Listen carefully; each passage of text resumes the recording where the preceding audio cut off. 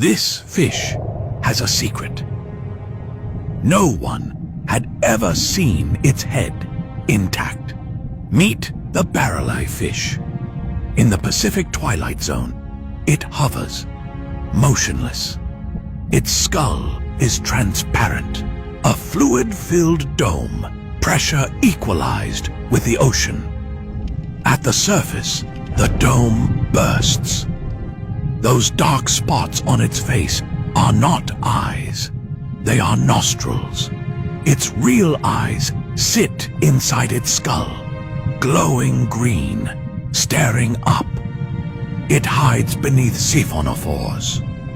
10 meters of stinging tentacles and steals their prey.